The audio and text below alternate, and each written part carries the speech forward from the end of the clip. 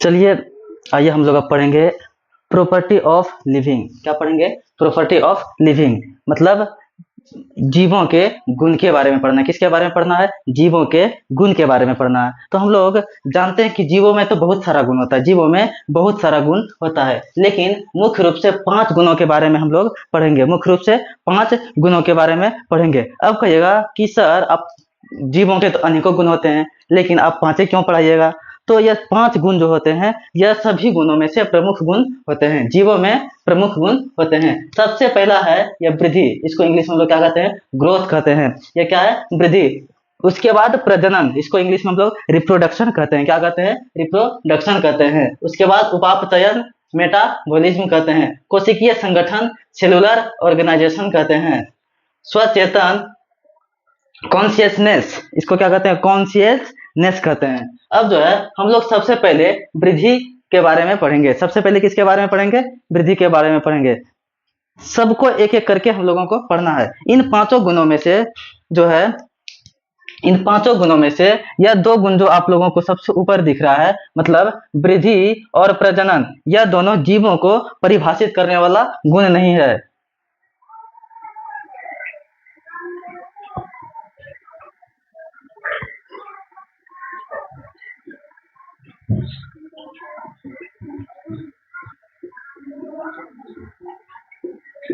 यह जो है वृद्धि और प्रजनन जीवों को परिभाषित करने वाला गुण नहीं है। मतलब यह वृद्धि और प्रजनन से यह स्पष्ट नहीं हो सकता है कि यह सजीव है या फिर निर्जीव है, क्योंकि अगर हम वृद्धि की बात करें तो वृद्धि में देखिए तो वृद्धि जो है 2 प्रकार का होता है। वृद्धि कितने प्रकार का होता है? 2 प्रकार का होता है। एक को हम लोग कहते हैं बाहरी वृद्धि और दूसरा को कहते हैं आंतरिक वृद्धि। बाहरी वृद्धि और आंतरिक वृद्धि। अब वृद्धि में जो है पहाड़ों में भी वृद्धि होती है। कहाँ पे होता है? पहाड़ों में भी वृद्धि होता है। उसके बाद जीव जंतु में भी वृद्धि होता है। बाहरी वृद्धि निर्जीव में होती है। बाहरी वृद्धि कहाँ पे होता है? वो निर्जीव में होता है। जैसे कि अगर हम पहाड़ की बात करें तो पहाड़ में धूल कण से धूल कण पड़ने के बाद धीरे धीरे धीरे धीरे धीरे धीरे उसका परत मोटा हो जाता है। जैसे कि कोई एक पहाड़ है, कोई एक पत्थर है, आज वो इतना बड़ा था, तो उसके बाद कुछ दिन के बाद जब हम लोग देखते हैं उसको, तो जो है इसमें धूल कण का परत बस बैठते बैठते बैठते बैठते बैठते बैठते बैठते वो इतना बड़ा हो गया। तो कहीं न कहीं ये निर्जीव में जो है इसके भार में वृद्धि हुआ, और इसमें जो मॉलिक्यूल्स हैं, इसमें जो इसका जो अणु है, इसके अणु में भी वृद्धि हुआ। तो अब जैसे कि अगर हम मान लें कि कल सबसे पहले इस पत्थर का जो रेडियस था, इसका जो त्रिज्या था, अगर 1 मान लिए तो यह बढ़ के कितना हो गया? देखिए तो शायद यहाँ से यहाँ तक बढ़ने के बाद यह 2 हो जाएगा। तो कह सकते हैं कि वृद्धि जो है निर्जीव में भी वृद्धि होती है। कहाँ पे होती है? निर्जीव में भी वृद्धि होती है। लेकिन अब सजीवों में कोशिकीय वृद्धि होती है, आंतरिक वृद्धि होती है। सजीव जो होता है उसमें आंतरिक वृद्धि होता है। इसमें क्या होता है? आंतरिक वृद्धि होता है। अब हम लोग जानेंगे कि जो है वृद्धि जो है, वृद्धि मतलब क्या होता है? ग्रोथ। वृद्धि यह कोशिकीय विभाजन द्वारा कोशिका के संख्या तथा भार में बढ़त करता है। वृद्धि क्या होता है? यह कोशिकीय विभाजन द्वारा कोशिका के संख्या तथा इसके भार में वृद्धि करता है। कोशिका के संख्या तथा इसके भार में वृद्धि करता है। और पौधों में वृद्धि पूरे जीवन काल तक चलता रहता है। देखिए पेड़ पौधों में जो वृद्धि होता है यह पूरे जीवन काल तक चलता रहता है, कभी मतलब वृद्धि जो है बंद नहीं होता। इसमें जो है पौधों में वृद्धि पूरे जीवन काल तक चलता रहता है। उसके बाद अगला पॉइंट है कि जंतु में यह निश्चित आयु तक होता है, जबकि पुरानी कोशिकाओं में रिप्लेस करने के लिए सेल डिवीजन कायम रहता है। जंतुओं में भी मतलब वृद्धि जो है होता है, लेकिन हमेशा नहीं होता है। इसमें जैसे कि हम लोग कहीं कट गया या फिर कहीं हड्डी टूट गया, तो उस हड्डी को जोड़ने के लिए या फिर कटा हुआ जगह को ठीक करने के लिए या फिर किसी प्रकार से वहां घाव हो जाता है, उस घाव को ठीक करने के लिए जो है कह रहा कि जंतु में यह निश्चित आयु तक होता है। जंतुओं में जो है यह निश्चित आयु तक होता है, लेकिन पुरानी कोशिकाओं में या फिर पुरानी कोशिकाओं के रिप्लेस करने के लिए सेल डिवीजन कायम रहता है।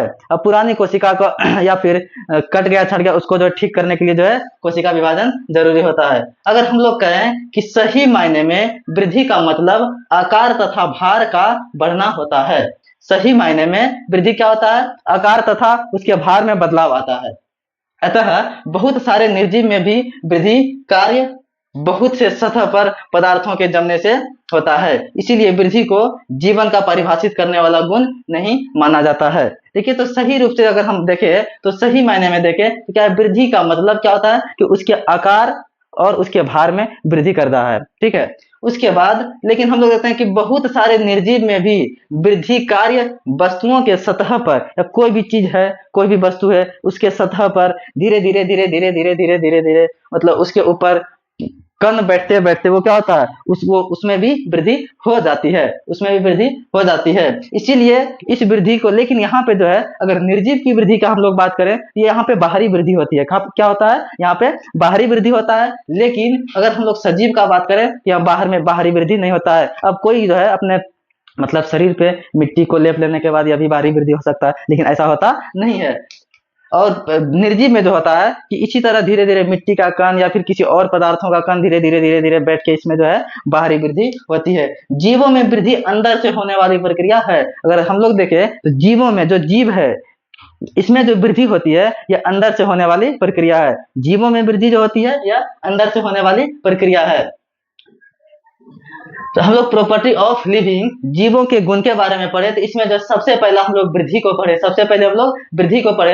देखिए, वृद्धि और प्रजनन जो है दोनों परिभाषित करने वाला गुण नहीं है। दोनों में से कोई भी यह स्पष्ट नहीं कर पाता है कि यह जो है मतलब रियल में यह जीव है या फिर निर्जीव है, सजीव है या फिर निर्जीव है। क्यों? क्योंकि वृद्धि जो है निर्जीव में भी होती है और सजीव में भी होती है। वृद्धि निर्जीव में भी होती है और सजीवों में भी होती है। तो क्या पढ़ेंगे, रिप्रोडक्शन पढ़ेंगे। जीव के हम लोग 5 गुण पहले पढ़े थे, तो पांचों में से जो है एक गुण को हम लोग पढ़ लिए थे, जिसको हम लोग क्या कहते हैं, वृद्धि कहते हैं। 5 गुण में से एक गुण पढ़ लिए थे, उसको हम लोग वृद्धि कहते हैं। नंबर 2 में आज हम लोग पढ़ने जा रहे हैं, इस नंबर 2 में रिप्रोडक्शन मतलब प्रजनन। रिप्रोडक्शन मतलब प्रजनन। रिप्रोडक्शन को हिंदी में क्या कहते हैं, प्रजनन कहते हैं। तो प्रजनन जीवों का वह, प्रजनन जीवों में होने वाली वह प्रक्रिया है जिसमें जीव अपने समान गुणों वाले संतति को बनाता है। चलिए समझिए, तो क्या है कि प्रजनन जो है जीवों में होने वाली वह प्रक्रिया है जिसमें जीव अपने समान गुणों वाले संतति को बनाता है। मतलब जनन जो होता है एक ऐसी प्रक्रिया होती है, ऐसा प्रोसेस होता है जिसमें संतति जो है अपने समान गुण वाला, मतलब अपने जैसा ही दूसरे संतान को जन्म देता है, मतलब दूसरे संतान को बनाता है। उसको हम लोग क्या कहते हैं, प्रजनन कहते हैं। उसको क्या कहते हैं, प्रजनन कहते हैं। प्रजनन जीवों में होने वाली वैसी प्रक्रिया है। प्रजनन, सुनिए ध्यान से आप लोग, प्रजनन जीवों में होने वाली ऐसी प्रक्रिया है जिसमें जीव अपने समान गुणों वाले संतति को जन्म देता है। अपने समान गुण वाले संतति को क्या करता है, जन्म देता है या फिर बनाता है। उसे हम लोग क्या कहते हैं, रिप्रोडक्शन कहते हैं। उसे हम लोग रिप्रोडक्शन कहते हैं, हिंदी में प्रजनन कहते हैं। अब जानते हैं कि प्रजनन मुख्य रूप से 2 प्रकार के होते हैं। प्रजनन कैसा होता है, 2 प्रकार का होता है। नंबर 1 अलैंगिक जनन और दूसरा लैंगिक जनन। अलैंगिक जनन और दूसरा लैंगिक जनन। तो आप लोगों को बताया कि प्रजनन कितने प्रकार के होते हैं, 2 प्रकार के होते हैं। नंबर 1 अलैंगिक जनन, नंबर 2 लैंगिक जनन। नंबर 1 क्या होता है, अलैंगिक, नंबर 2 लैंगिक। तो आप लोगों को याद हो गया होगा कि प्रजनन मुख्य रूप से 2 प्रकार के होते हैं। प्रजनन मुख्य रूप से 2 प्रकार के होते हैं। नंबर 1 अलैंगिक जनन, नंबर 2 लैंगिक जनन। कोई दिक्कत इसमें, शायद आप लोगों को समझ में आ गया होगा। चलिए उसके बाद एक चीज देखते हैं, अगला पॉइंट हम इसका देखते हैं, रिप्रोडक्शन का, प्रजनन का अगला पॉइंट देखते हैं कि एक कोशिकीय जीवों में वृद्धि तथा जनन समान होते हैं क्योंकि वह कोशिका विभाजन द्वारा पूर्ण होता है। अब देखिए कि जैसे कि हम लोग अमीबा में देखते हैं कि वो, उसको हम वृद्धि कहें या फिर प्रजनन कहें। वृद्धि में क्या होता है कि उसके संख्या में वृद्धि हो रहा है। प्रजनन में क्या हो रहा है, मतलब प्रजनन होता है कि एक से अपने जैसा संतान को जन्म दे रहा है या फिर बना रहा है। लेकिन अमीबा एक ऐसा प्राणी है, अमीबा एक ऐसा जीव है जो कि वो वृद्धि करे या फिर प्रजनन करे, दोनों सेम बात है, एक ही बात है, वृद्धि करे या फिर प्रजनन करे। वही कहता है कि एक कोशिकीय जीवों में वृद्धि तथा जनन समान होते हैं क्योंकि वह कोशिका विभाजन के द्वारा पूर्ण होता है। कोशिका विभाजन के द्वारा क्या होता है, पूर्ण होता है। एक कोशिका था, अब कहता है अब जो यह कोशिका जो है दूसरे को कोशिका में क्या होने वाला है, विभाजित होने वाला है। अब विभाजित होने वाला है तो 2 केंद्रक को पहले जन्म दिया, उसके बाद 2 कोशिका का जन्म हुआ।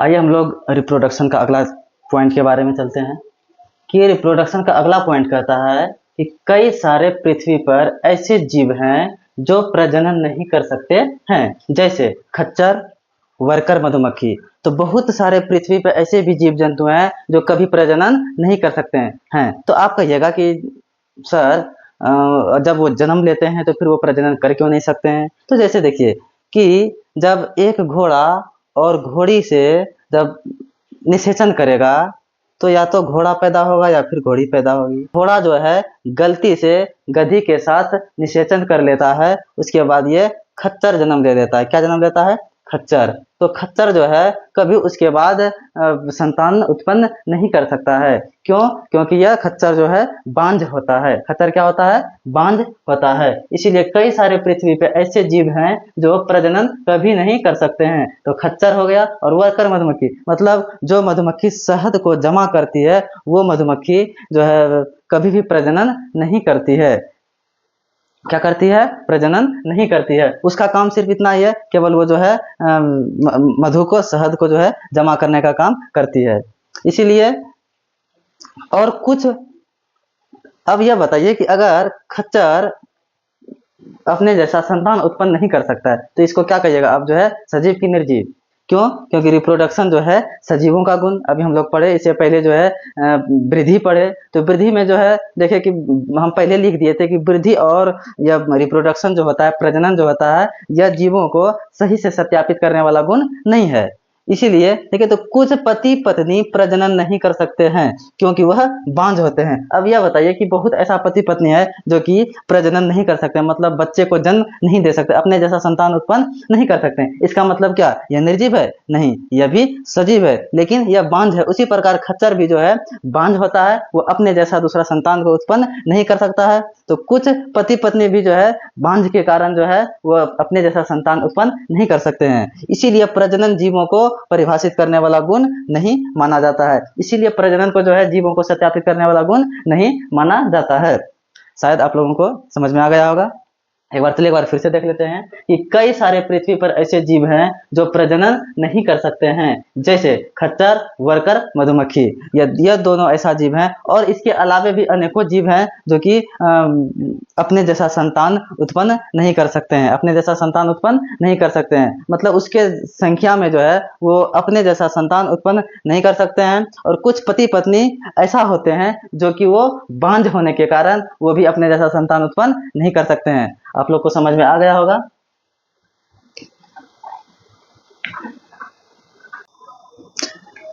चलिए, अभी हम लोग इससे पहले जो है रिप्रोडक्शन को पढ़ के खत्म किए, प्रजनन को पढ़ के खत्म किए। अब हम लोग आइए चलते हैं मेटाबॉलिज्म, मतलब उपापचयन। अब हम लोग समझेंगे कि उपापचयन क्या होता है। कि सबसे पहले देखेंगे कि उपापचयन किसी भी जीव तंत्र में होने वाले सभी प्रकार के जैव रासायनिक अभिक्रिया को उपापचयन कहते हैं। किसमें जी? देखिए, तो किसी भी जीव में तंत्र मतलब आप लोगों को पता है सिस्टम, जैसे पाचन तंत्र, श्वसन तंत्र, उत्सर्जन तंत्र। तो किसी भी जीव तंत्र में होने वाले सभी प्रकार के जैव रासायनिक अभिक्रिया को उपापचयन कहते हैं। अब देखिए, तो कोई भी जीव है, कोई भी जीव है, वो कार्य करेगा ही, कार्य करेगा तो कुछ ना कुछ कार्य करेगा। उसके अंदर जो भी कार्य हो रहा है तो वो कहीं ना कहीं एक रासायनिक अभिक्रिया के द्वारा हो रहा है। किसी भी जीव के अंदर जो भी कार्य हो रहा है किसके द्वारा हो रहा है? जैव रासायनिक अभिक्रिया के द्वारा हो रहा है। इसको हम लोग जो है ऐसे भी कर सकते हैं कि वैसा रासायनिक अभिक्रिया जो जीवों के अंदर होता है, वैसा रासायनिक अभिक्रिया जो जीवों के अंदर होता है, हम लोगों के अंदर होता है, या फिर किसी भी प्रकार के जीवों के अंदर होता है, उसे हम लोग क्या कहते हैं? जैव रासायनिक अभिक्रिया कहते हैं। जैव रासायनिक अभिक्रिया कहते हैं। अब जो है देखिए, तो उसी जैव रासायनिक अभिक्रिया को ही हम लोग मेटाबॉलिज्म या उपापचयन कहते हैं। उसी तो किसको? जैव रासायनिक अभिक्रिया, हमारे शरीर के अंदर जो भी क्रियाएं हो रही है, चाहे वो श्वसन क्रिया हो रहा है, उत्सर्जन हो रहा है, पाचन हो रहा है, वहाँ क्या कहते हैं कि जो है ब्लड का जो है पूरा जो है फिल्टर हो रहा है, तो जो भी सारा अभिक्रिया हो रहा है सब क्या है, उपापचयन है। उसी को हम लोग कहते हैं जैव रासायनिक अभिक्रिया। क्या कहते हैं? जैव रासायनिक अभिक्रिया। और इसी जैव रासायनिक अभिक्रिया को हम लोग जो है एक समझिए कि एक दूसरा नाम इसका, जैव रासायनिक अभिक्रिया का एक दूसरा नाम है मेटाबॉलिज्म। क्या है? मेटाबॉलिज्म। मेटाबॉलिज्म अब कहेंगे कि उपापचयन जो होता है यह दो प्रकार का होता है। उपापचयन कितने प्रकार के होते हैं? दो प्रकार के होते हैं। नंबर एक एनाबोलिज्म, एनाबोलिज्म उपचयन, उसके बाद केटाबोलिज्म, इसको अपचयन कहते हैं। अब देखिए तो उपचयन और अपचयन दोनों मिलके उपापचयन कहलाता है। मतलब उपचयन और अपचयन जब दोनों मिल जाता है, एक वैसी प्रक्रिया जिसमें उपचयन भी हो और अपचयन भी हो, जब दोनों आपस में मिल जाता है तो इसको हम लोग क्या कहते हैं? उपापचयन कहते हैं। इसको हम लोग बायोसिंथेटिक रिएक्शन कहते हैं, बायोसिंथेसिस रिएक्शन कहते हैं। किसको? एनाबोलिज्म को। क्यों? क्योंकि इसको जैव निर्माणकारी अभिक्रिया, जीवों के शरीर के अंदर कुछ न कुछ निर्माण हो रहा है, जीव शरीर के अंदर कुछ न कुछ निर्माण हो रहा है, उसको हम लोग जो है जैव निर्माणकारी अभिक्रिया कहते हैं। बायोसिंथेसिस रिएक्शन क्या कहते हैं? बायोसिंथेसिस रिएक्शन वैसा रासायनिक अभिक्रिया जिसमें किसी न किसी पदार्थ का, किसी न किसी यौगिक का, किसी न किसी तत्व का जो है निर्माण हो रहा है, उसको हम लोग कहते हैं बायोसिंथेसिस रिएक्शन। क्या कहते हैं? बायोसिंथेसिस रिएक्शन या जैव निर्माणकारी अभिक्रिया कहते हैं। उसके बाद चलिए दूसरा तरफ चलते हैं। क्या है यह?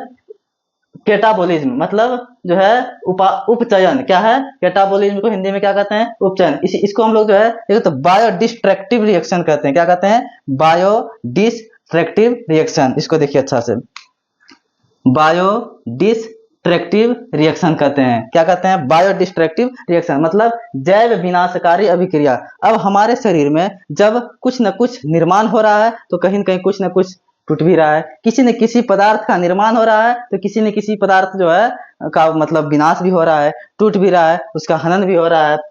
तो वैसी रासायनिक अभिक्रिया या वैसी प्रक्रिया हमारे शरीर के अंदर जहाँ पे क्या होता है, किसी भी मतलब रासायनिक पदार्थ का क्या हो रहा है, वहाँ विनाश हो रहा है, वहाँ पे क्या हो रहा है? हनन हो रहा है, टूट रहा है, उसको हम लोग क्या कहते हैं? बायोडिस्ट्रक्टिव रिएक्शन या जैव विनाशकारी अभिक्रिया कहते हैं। तो सब लोगों को शायद समझ में आ गया होगा। चलिए एक बार फिर से इसको देख लेते हैं। मेटाबॉलिज्म क्या होता है? उपचयन। मेटाबॉलिज्म क्या होता है? उपचयन को कहते हैं। चलिए क्या होता है? किसी भी जैव तंत्र में, जैव तंत्र हम अभी आप लोगों को हम समझा दिए, किसी भी जैव तंत्र में होने वाले सभी प्रकार के जैव रासायनिक अभिक्रिया को उपचयन कहते हैं। किसी भी जैव तंत्र, जैव तंत्र का मतलब जीवों के अंदर जो भी प्रक्रिया हो रहा है, चाहे वो कुछ भी हो रहा है हम लोगों के शरीर के अंदर, वो सारी प्रक्रिया को हम लोग क्या कहते हैं? उपचयन कहते हैं। या फिर इसको ऐसे भी हम कह सकते हैं कि वैसा रासायनिक अभिक्रिया जो जीवों के अंदर होता है, मतलब वैसा रासायनिक अभिक्रिया जो जीवों के अंदर होता है, हम लोगों के शरीर के अंदर होता है, उसको हम लोग क्या कहते हैं? जैव रासायनिक अभिक्रिया। इसी जैव रासायनिक अभिक्रिया का एक दूसरा नाम है, इसको हम लोग कहते हैं, क्या कहते हैं? मेटाबॉलिज्म कहते हैं। क्या कहते हैं? मेटाबॉलिज्म कहते हैं। इसको हिंदी में उपापचयन बोलते हैं। क्या बोलते हैं? उपापचयन कहते हैं। अब मेटाबॉलिज्म को दो भागों में बांटा गया है। मेटाबॉलिज्म को कितने भागों में बांटा गया है? दो भागों में बांटा गया है। नंबर एक एनाबोलिज्म, नंबर दो केटाबोलिज्म। नंबर एक क्या है? एनाबोलिज्म, नंबर दो केटाबोलिज्म। अब मेटाबॉलिज्म को दो भागों में बांटा गया है, नंबर एक एनाबोलिज्म और नंबर दो केटाबोलिज्म कहते हैं। अब जो है, अब एनाबोलिज्म को हिंदी में उपचयन कहते हैं और केटाबोलिज्म को हिंदी में क्या कहते हैं? अपचयन कहते हैं। उपचयन, अपचयन, उपापचयन, उपचयन, अपचयन दोनों मिला लेंगे तो क्या बन जाएगा? उपापचयन बन जाएगा। इसका मतलब ऐसे हम कह सकते हैं कि वैसी रासायनिक अभिक्रिया जिसमें उपचयन और अपचयन दोनों अभिक्रिया सदैव साथ साथ होती है, उसे हम लोग क्या कहते हैं? उपापचयन कहते हैं। वैसी रासायनिक अभिक्रिया जिसमें उपचयन तथा अपचयन दोनों प्रक्रिया या दोनों अभिक्रिया सदैव साथ साथ होती है, उसे हम लोग उपापचयन कहते हैं। और देखिए तो उपचयन को हम लोग जो है बायोसिंथेसिस रिएक्शन भी कहते हैं। उपचयन को क्या कहते हैं? बायोसिंथेसिस रिएक्शन भी कहते हैं। तो बायोसिंथेसिस रिएक्शन क्या होता है? जैव निर्माणकारी अभिक्रिया। क्या होता है? जैव निर्माणकारी अभिक्रिया। तो वैसी रासायनिक अभिक्रिया जो जीवों के शरीर के अंदर किसी न किसी तत्व का वहां पे निर्माण हो रहा है, किसी न किसी तत्व या यौगिक का या किसी भी पदार्थों का वहां पे क्या हो रहा है? निर्माण हो रहा है। जीव के अंदर पदार्थों का क्या हो रहा है? निर्माण हो रहा है। उसको हम लोग जैव निर्माणकारी अभिक्रिया कहते हैं। जैव निर्माणकारी अभिक्रिया कहते हैं। उसके बाद दूसरा देखिए तो अपचयन, कैटाबोलिज्म को हम लोग हिंदी में अपचयन कहते हैं। इसको बायो डिस्ट्रक्टिव रिएक्शन क्या कहते हैं? बायो डिस्ट्रक्टिव रिएक्शन, जैव विनाशकारी अभिक्रिया। अब आप लोग यह सोच सकते हैं कि जब हमारे शरीर में किसी भी चीज का निर्माण हो रहा है या किसी भी जीवों के शरीर के अंदर किसी भी पदार्थ का निर्माण हो रहा है तो किसी न किसी चीज का वहां पे हनन भी हो रहा है, कुछ टूट रहा है और कुछ बन रहा है ना। तो जीवों के शरीर के अंदर जिस चीज का विनाश हो रहा है, किसी भी चीज का विनाश हो रहा है, मतलब एक तरफ बन रहा है दूसरे तरफ विनाश हो रहा है। हम लोगों के शरीर के अंदर जब कुछ चीज का निर्माण हो रहा है और किसी चीज का विनाश हो रहा है, अब निर्माण हो रहा है तो जैव निर्माणकारी अभिक्रिया कहेंगे, अगर विनाश हो रहा है तो जो है जैव विनाशकारी अभिक्रिया कहते हैं। शायद आप लोगों को समझ में आ गया होगा, दोनों के बारे में हम लोग समझ गए थे। अब देखिए तो जैव निर्माणकारी अभिक्रिया, जैसे फोटोसिंथेसिस, प्रकाश संश्लेषण की अभिक्रिया क्या है? फोटोसिंथेसिस। तो यहाँ पे आप देखिए ध्यान से कि CO2, कार्बन डाइऑक्साइड, H2O, जल, उसके बाद क्लोरोफिल और सनलाइट, ये चारों को मिला के यहाँ पे क्या बन रहा है? C6H12O6+O2। मतलब यहाँ पे जल, खनिज लवण, क्लोरोफिल, सनलाइट सबको मिला के जो है यहाँ पे क्या ग्लूकोज का निर्माण हो रहा है। एक ये निर्माणकारी अभिक्रिया है, उपचयन अभिक्रिया है। उसके बाद ऑक्सीजन यहाँ पे बन रहा है, क्या बन रहा है? ऑक्सीजन बन रहा है। तो उसके बाद जस्ट इसके देखिए तो अपोजिट साइड में रिस्पायरेशन, श्वसन, इसमें क्या हो रहा है? तो श्वसन, जैसे हम लोग जो भी खाना पीना खा रहे हैं वो फाइनली क्या बन रहा है? यहाँ पे ग्लूकोज बन रहा है। अब ग्लूकोज का जो है ऑक्सीजन की उपस्थिति में इसका क्या होगा? विखंडन होगा। जैसे ही ग्लूकोज का ऑक्सीजन की उपस्थिति में विखंडन हो रहा है तो ये क्या होने वाला है? CO2, कार्बन डाइऑक्साइड का निर्माण करेगा। किसका निर्माण करेगा? कार्बन डाइऑक्साइड का निर्माण करेगा। उसके बाद H2O, जल का निर्माण करेगा। उसके बाद ATP, ऊर्जा का निर्माण करेगा। आप लोगों को बता दिए ATP का मतलब क्या होता है? ऊर्जा का निर्माण करेगा। और यही देखिए तो मतलब यहाँ पे निर्माण हो रहा है और यहाँ पे क्या हो रहा है? यहाँ पे मतलब विनाश हो रहा है। मतलब यहाँ पे समझिए कि एक तरह का जो है बन रहा है, यहाँ पे टूट रहा है, बन रहा है, टूट रहा है। इसी को हम लोग कहते हैं क्या? उपचयन अपचयन, मतलब निर्माणकारी अभिक्रिया और विनाशकारी अभिक्रिया। उपचयन अपचयन को मिला के उपापचयन, मेटाबॉलिज्म को हम लोग लगभग पूरा तरह क्या हो गए? समझ गए। अब किसी को इसमें दिक्कत होने वाला नहीं है, ठीक है। एक बार फिर से समझ लेते हैं कि मेटाबॉलिज्म, उपापचयन, उपचयन और अपचयन। मेटाबॉलिज्म को सबसे पहले देखिए तो दो भागों में बांटा गया है। Number 1 उपचयन, number 2 अपचयन। उपचयन और अपचयन, इसको इंग्लिश में एनाबोलिज्म कहते हैं, इसको कैटाबोलिज्म कहते हैं। उपापचयन की को दो भागों में बांटा गया है, उपापचयन को दो भागों में बांटा गया है। Number 1 anabolism, number 2 catabolism. उपापचयन को दो भागों में बांटा गया है, एनाबोलिज्म, कैटाबोलिज्म, उपचयन और अपचयन। अब वैसी रासायनिक अभिक्रिया या फिर वैसा अभिक्रिया जहाँ पे उपचयन होता है, अपचयन होता है, दोनों को मिला करके हम लोग क्या कहते हैं? उपापचयन कहते हैं। क्या कहते हैं? उपापचयन कहते हैं। उसके बाद देखिए तो इसी उपापचयन को या फिर इसी उपापचयन को जो दो भाग में बांटा सबसे पहले, फिर उपचयन को जो है बायोसिंथेसिस रिएक्शन कहते हैं, जैव निर्माणकारी अभिक्रिया कहते हैं। फिर इसको जो बायो डिस्ट्रक्टिव रिएक्शन मतलब जैव विनाशकारी अभिक्रिया कहते हैं। जैव विनाशकारी मतलब देखिए तो यहाँ पे जो है एग्जांपल लिए कि जैसे में हम देखिए तो क्या लिए? रिस्पायरेशन मतलब श्वसन। श्वसन में क्या हो रहा है? ठीक है, तो श्वसन में जो ग्लूकोज का ऑक्सीजन की उपस्थिति में क्या हो रहा है? विखंडित हो रहा है, टूट रहा है। या ग्लूकोज का क्या हो रहा है? विनाश हो रहा है। यहाँ पे क्या बन रहा है? कार्बन डाइऑक्साइड गैस बनेगा, H2O जल बनेगा, ATP ऊर्जा का निर्माण करेगा। उसके बाद यहाँ पे जैव निर्माणकारी अभिक्रिया की ओर चलते हैं। यहाँ पे जो है कार्बन डाइऑक्साइड, H2O जल लिया, उसके बाद क्लोरोफिल लिया, उसके बाद सनलाइट लिया, ये चारों को मिला के फाइनली यहाँ पे ग्लूकोज का निर्माण हो रहा है, O2 का निर्माण हो रहा है। ठीक है, आप लोगों को समझ में आ गया होगा।